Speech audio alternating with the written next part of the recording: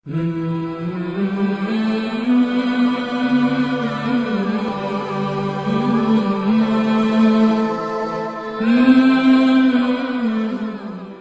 الحمد للہ والصلاة والسلام علی رسول اللہ اما بعد فاعوذ باللہ من الشیطان الرجیم بسم اللہ الرحمن الرحیم وما آتاکم الرسول فخذوه وما نہاکم عنہ فانتہوا۔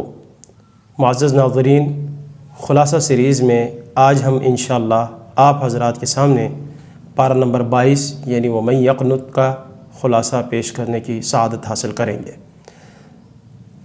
ناظرین، اس پارے میں 4 صورتیں ہیں۔ سورۃ الاحزاب کا بقیہ حصہ، سورہ سبا اور سورہ فاطر مکمل، اور اس کے بعد سورہ یاسین کے ابتدائی 1.5 رکوع۔ سورۃ الاحزاب گزشتہ ویڈیو کے اندر پارہ نمبر 21 کے خلاصے میں آپ حضرات کے سامنے ہم نے اس کا عنوان بیان کیا تھا۔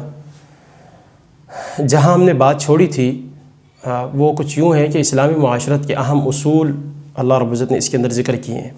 یاد رہے کہ سورہ احزاب مدنی ہے اور باقی جو 3 صورتیں ہیں وہ مکی ہیں۔ یہ صورت عین اس وقت نازل ہوئی جب غزوہ مطلب ہے کہ خندق ہوا اور مدینہ پر جو ہے نا مشرکین نے حملہ کیا۔ رسول اللہ صلی اللہ علیہ وسلم پر اللہ نے رحمت کی، اللہ کی توفیق سے آپ صلی اللہ علیہ وسلم نے ان کی تدبیر ناکام بنا دی۔ تو یہ عرب کا آخری حملہ تھا، اور اس حملے کے بعد ان کی کمر پوری طرح ٹوٹ چکی تھی اور دوبارہ حملے کے امکانات بظاہر نظر نہیں آ رہے تھے۔ تو اللہ رب العزت نے پھر آئلی نظام اور جو ہے نا وہ مسلمانوں کی معاشرت درست کرنے کے لیے پھر اصلاح کے اصول اس صورت کے اندر اتارے، اور سب سے پہلے جو خاتمہ ہوا جس رسم کا، وہ رسم لے پالک کا خاتمہ ہوا۔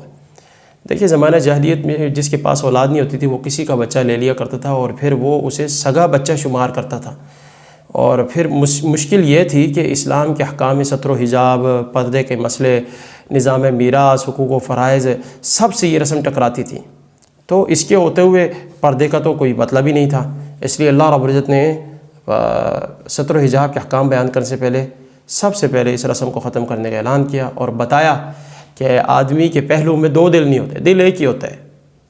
اور ایسا نہیں ہے کہ جس عورت سے تم نے اظہار کیا جو اپنی بیوی سے اس کو ماں کی طرح کہہ دیا تو وہ تمہاری ماں بن گئی ہے، اور نہ ہی تمہارے منہ بولے بیٹے تمہارے یہ کہنے سے وہ جو ہے نا وہ کیا متبنہ جو ہے نا بیٹے جو ہیں وہ حقیقی بیٹے بن گئے۔ یہ تمہاری منہ کی باتیں ہیں۔ اللہ کے انصاف کی بات یہ ہے کہ انہیں ان کے اصل والد کے نام سے پکارو، آبا کے نام سے، وہ تمہارے دینی بھائی ہیں، تمہارے دوست ہیں۔ اس سے پہلے جو ہوا خیر وہ ہوا، لیکن آئندہ جو ہوگا تو اس پر اللہ رب العزت تمہارا مواخذہ کرے گا۔ اب اس رسم کو ختم کرنا تھا، اس کی جڑیں بڑی مضبوط تھی، تو اس کے لیے رسول اللہ صلی اللہ علیہ وسلم کا انتخاب ہوا۔ اب جو زید بن حارثہ تھے اور رسول اللہ صلی اللہ علیہ وسلم کے بعد میں وہ جو ہے نا وہ متبنہ یعنی بیٹے بنے، اور پھر زید بن محمد کے نام سے پکارے جانے لگے۔ رسول اللہ صلی اللہ علیہ وسلم نے ان کا نکاح اپنی پھوپھی زاد یعنی حضرت زینب بنت جہش رضی اللہ تعالی عنہ سے کر دیا، لیکن دونوں میں نباہ نہ ہوا، اور پھر طلاق کی صورت میں جو ہے نا مسئلہ سامنے آیا۔ ادھر یہ تبنہ والی آیتیں بھی نازل ہو گئیں۔ تو پھر حضرت زید بن حارثہ جو زید بن محمد کے نام سے پکارے جا رہے تھے، دوبارہ زید بن حارثہ کے نام سے پکارے جانے لگے، اور ان کو یہی کہا جانے لگا۔ رسول اللہ صلی اللہ علیہ وسلم کی بعد میں سیدہ زینب سے شادی اللہ رب العزت نے طے کر دی، کیونکہ اس رسم کو ختم کرنا تھا۔ دیکھیں جی، جب سگے بیٹے کی منکوحہ، سگے بیٹے کے باپ یعنی اس عورت کے سسر پر جو ہے نا وہ حرام ہوتی ہے، تو وہ سگا بیٹا تو ہے نہیں جو منہ والا بیٹا ہے، لہٰذا اس کے ساتھ سسر والا رشتہ بھی اور تعلق ختم ہوا۔ تو پھر اللہ رب العزت نے حکم دیا، اب رسول اللہ صلی اللہ علیہ وسلم انسان ہونے کی حیثیت سے منافقین کے پروپیگنڈے سے جو ہے نا وہ خوفزدہ تھے۔ اللہ کے نبی صلی اللہ علیہ وسلم ہچکچا رہے تھے، جبکہ اللہ رب العزت نے اپنا اصول اور حکم نافذ کرنا تھا، لہٰذا اللہ رب العزت نے زینب کی شادی آسمانوں پہ کر دی۔ یہی وجہ ہے کہ زینب رضی اللہ عنہ باقی بیویوں پہ فخر کرتی تھی کہ تمہاری شادی زمین پہ ہوئی ہے اور میری شادی اور میرا نکاح پڑھانے والا آسمانوں پر ہے، اور وہاں جو ہے نا وہ یعنی میرا نکاح ہوا ہے۔ اس طرح نبی کریم صلی اللہ علیہ وسلم نے نظام اخوت قائم کیا تھا جب مہاجرین ہجرت کر کے انصار کے پاس آئے تھے، اور یہ ایسا پختہ ہوا کہ وہ ایک دوسرے کے وارث بننے لگے ایک دوسرے کے فوت ہونے پر۔ تو اللہ رب العزت نے پھر یہ بھی جو ہے نا وہ یعنی تکلف ختم کیا، اور مدنی معاشرے کو بغیر تکلف کے جو ہے نا اللہ رب العزت نے تشکیل دیا، اور بتایا کہ ان کے سگے جو رشتہ دار ہیں حقیقی رشتہ دار وہی ان کے وارث بنیں گے۔ اس طرح ازواج مطہرات کا مقام و مرتبہ اللہ رب العزت نے واضح کیا کہ جو نبی کی بیویاں ہیں وہ مومنوں کی مائیں ہیں۔ دیکھیں جی، اگر کوئی ایسا رشتہ بناتا ہے جس سے کوئی شریعت کے کسی حکم پر زد نہیں آتی اور شریعت کے کسی حکم سے وہ ٹکراتی نہیں، احکام ستر و حجاب سے نہیں ٹکراتی، حقوق و فرائض سے نہیں ٹکراتی اور میراث سے نہیں ٹکراتی، تو شریعت کہتی ہے کہ ایسے رشتہ قائم کرنے سے کوئی حرج نہیں ہے، اس پر کوئی مسئلہ نہیں ہے۔ تو نبی کی جو ہے نا بیویاں جو ہے نا وہ کیا ہیں؟ تمہاری مائیں ہیں۔ اور نبی جو ہے نا مومن خود اپنے اتنے قریب نہیں ہے جتنے نبی قریب ہے۔ اور اس رسم کو ختم کرنے کی وجہ اللہ رب العزت نے یہ بیان کی، لے پالک والی رسم کو، کہ محمد صلی اللہ علیہ وسلم خاتم النبیین ہے، وہ تم میں سے کسی ایک کے والد نہیں ہیں، اس لیے اس رسم کو ختم کرنا ضروری ہے۔ ازواج مطہرات کا مقام و مرتبہ بیان کرنے کے بعد اللہ رب العزت نے انہیں نصیحتیں کی، اور حقیقت یہ ہے کہ یہ ہر مسلمان عورت کے لیے ہے کہ وہ اس پر توجہ دے۔ جی، تو انہوں نے خرچہ مانگا تھا اللہ کے نبی صلی اللہ علیہ وسلم سے، اللہ کے نبی صلی اللہ علیہ وسلم مہینہ بھر ناراض رہے، اور پھر اللہ رب العزت نے یہ آیات اتاری، کہا کہ اگر تم دنیاوی زندگی اور اس کی خوبصورتی چاہتے ہو تو وہ تمہیں مل جائیں گی، اگر تم اللہ اور اس کے رسول اور آخرت کے گھر کا ارادہ رکھتے ہو تو پھر اللہ رب العزت نے ایسی محسنات کے لیے بڑا اجر تیار رکھا ہے۔ پھر زندگی کی تکلیفیں جو ہے نا وہ کوئی نہیں، برداشت کرو، اور جو تم میں سے کوئی برائی کرے گی، تمہارے مقام و مرتبہ کا تقاضا ہے کہ اسے سزا بھی ڈبل ملے۔ اس طرح جو اللہ اور اس کے رسول کی اطاعت کرے گی، نیک عمل کرے گی، اسے اجر بھی ڈبل ملے گا۔ اور حکم یہ ہے نبی کی بیویوں کو، نصیحت ہے کہ وہ کائنات کی عورتوں میں سے کسی ایک کی طرح نہیں ہے، لہٰذا وہ کسی ایک سے نرمی سے بات نہ کریں کہ کہیں اس کے دل میں جو ہے نا وہ برائی کا خیال آ جائے۔ اس طرح اپنے گھروں میں ٹھہری رہیں، زمانہ جاہلیت والی جو زیب و زینت ہے وہ نہ اپنائیں، نماز قائم کریں، زکوٰۃ دیں، اللہ اور اس کے رسول کی اطاعت کریں، اور اللہ تمہیں پاک کرنا چاہتا ہے۔ اور اسی طرح اللہ اپنے گھروں کے اندر جو ہے نا وہ کتاب اللہ اور سنت رسول اللہ صلی اللہ علیہ وآلہ وسلم کی جو ہے وہ یعنی کہ تلاوت جاری رکھیں۔ اس طرح نبی کریم صلی اللہ علیہ وآلہ وسلم کے گھروں میں جانے کے آداب بیان کیے اللہ رب العزت نے۔ ایک ادب یہ ہے کہ کھانے سے پہلے جو ہے اجازت لیے بغیر نہ جاؤ، اور دوسرا کھانا پکنے سے تیار ہونے سے پہلے نہ جاؤ کہ وہاں جا کے باتیں وغیرہ کرو۔ تیسرا، جب کھانا کھا لو تو فوراً اٹھ جاؤ اور پھر جو ہے نا گفتگو میں نہ لگو۔ اور چوتھی بات کہ نبی کی بیویوں سے جب کوئی ضروری بات پوچھنی ہے تو پردے میں پوچھنی ہے، یہ تمہارے اور ان کے دلوں کے لیے زیادہ پاکیزہ چیز ہے۔ یہ لگتا تو ایسے ہے کہ نبی کے گھر کے آداب ہیں، لیکن حقیقت میں یہ ہر گھر میں داخلے کے آداب ہیں، اور ہر گھر میں اس اصول کو مد نظر رکھنا چاہیے تاکہ خرابی نہ آئے۔ اس طرح پردہ کرنے کا حکم اس صورت کے اندر موجود ہے۔ اس بارے میں نبی آپ اپنی بیویوں سے، اپنی بیٹیوں سے، مسلمان عورتوں سے یہ بات کہیں کہ وہ اپنے اوپر بڑی بڑی چادریں لے لیں، بڑی بڑی چادریں۔ آپ یہ چادروں کا تقاضا یہ ہے کہ وہ گھونگھٹ بنا لیں جس میں ایک آنکھ نظر آتی ہے، ایک آنکھ نظر نہیں آتی۔ آپ کے پردے، ان کو بھی پردوں کی ضرورت ہے۔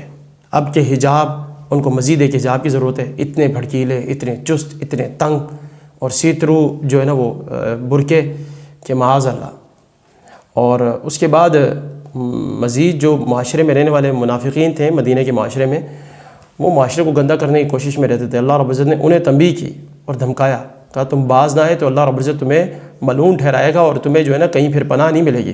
رسول اللہ صلی اللہ علیہ وسلم درود و سلام بھیجنے کا ذکر ہے کہ اللہ رب العزت رحمتیں کرتے ہیں اور فرشتے رحمتوں کی دعائیں کرتے ہیں، لہٰذا تم بھی نبی پر درود بھیجو اور سلام بھیجو۔ اور ساتھ یہ بتایا کہ جو رسول اللہ صلی اللہ علیہ وسلم کو جسمانی ذہنی یا کسی طرح سے تکلیف پہنچائے گا وہ دنیا و آخرت دونوں میں ملعون ٹھہرے گا۔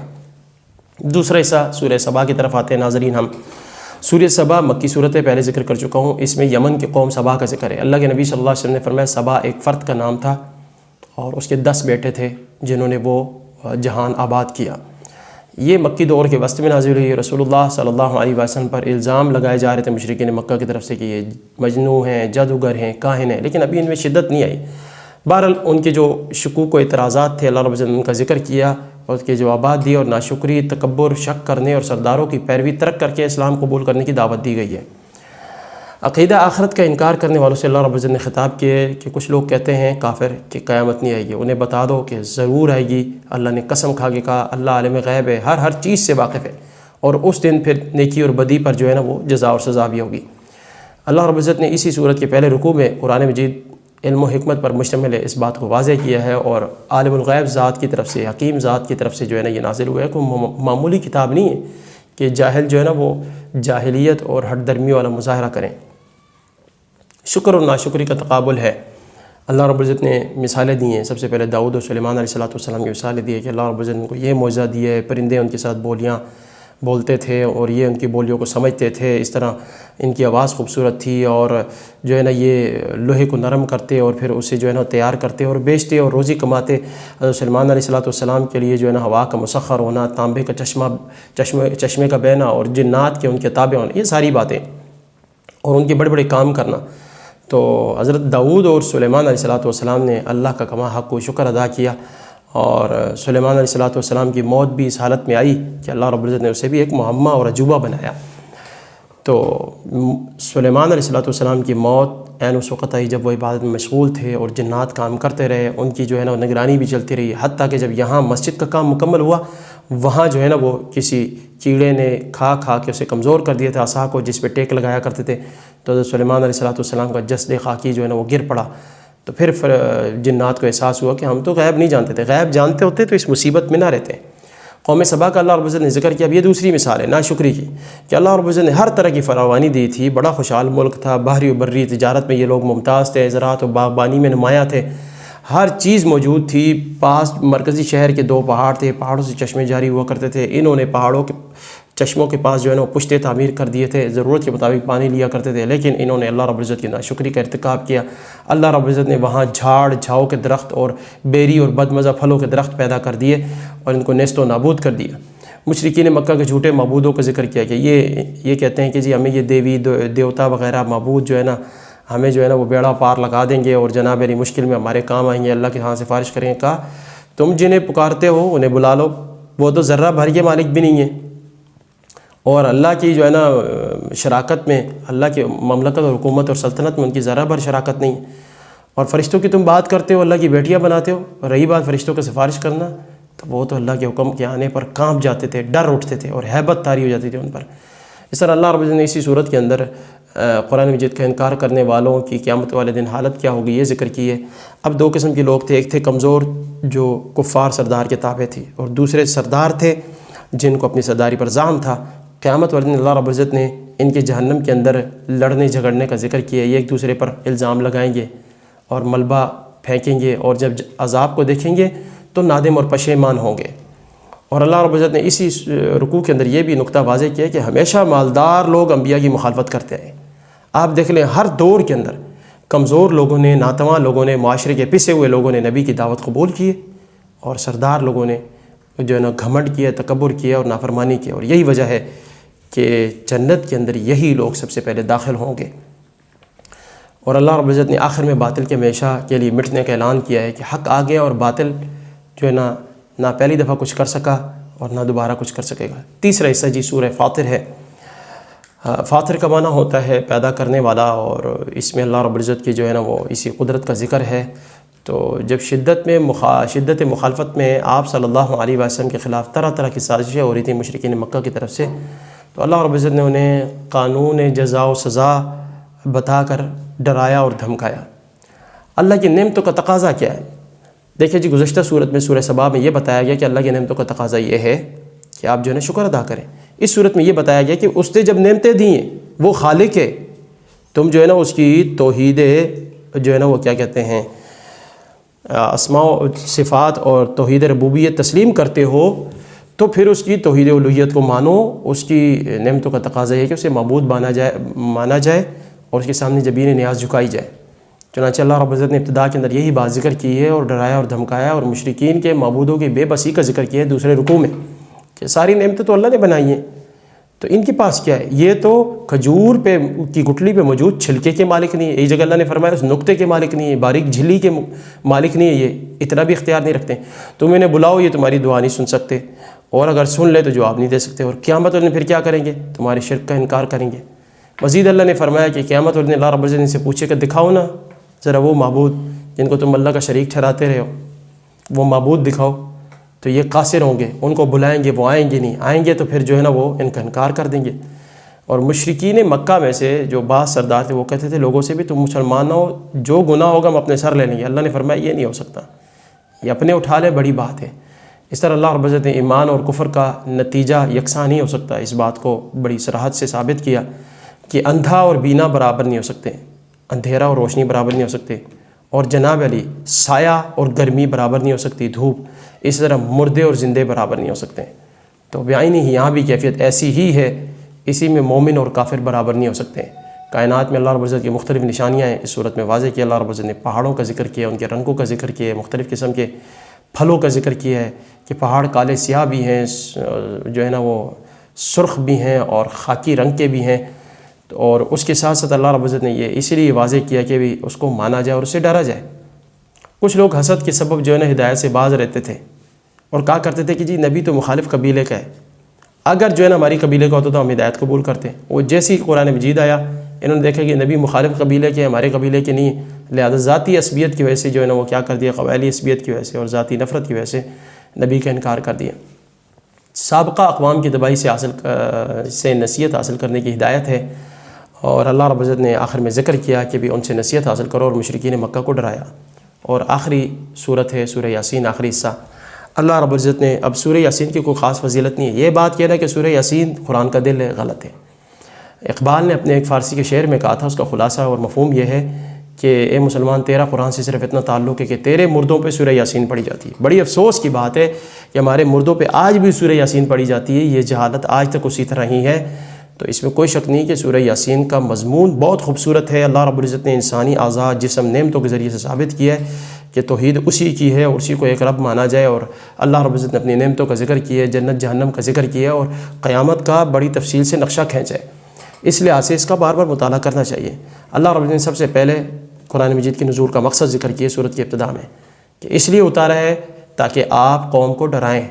اور مشرکین مکہ جن کی حالت یہ ہے کہ وہ اپنے کانوں پہ انگلیاں رکھ لیتے تھے، دلوں پہ پردے پڑے ہوئے، اللہ رب العزت نے حق کے سامنے جو ہے نا وہ پردہ، حائل اور رکاوٹ بنائی ہوئی ہے کہ وہ حق بات تک پہنچ نہیں سکتے. اسی طرح اگلے رکوع میں اور آخری موضوع یہ ہے کہ اللہ رب العزت نے ایک بستی کی طرف 3 فرشتے نبیوں کو بھیجا. پہلے 2 نبیوں کو بھیجا، پھر جب انہوں نے مانا نہیں تو ان کی دعوت کی تائید کے لیے تیسرے نبی کو بھیجا. اور پھر کیا ہوا یہ واقعہ ابھی جاری ہے. اللہ رب العزت سے دعا ہے کہ وہ قرآن و سنت پر عمل کرنے کی توفیق عطا فرمائے. اور اس واقعے کا کچھ حصہ اگلے جو ہے نا وہ خلاصے کے اندر ہوگا، پارہ نمبر 23 کے خلاصے کے اندر. وما علیہ الا البلاغ.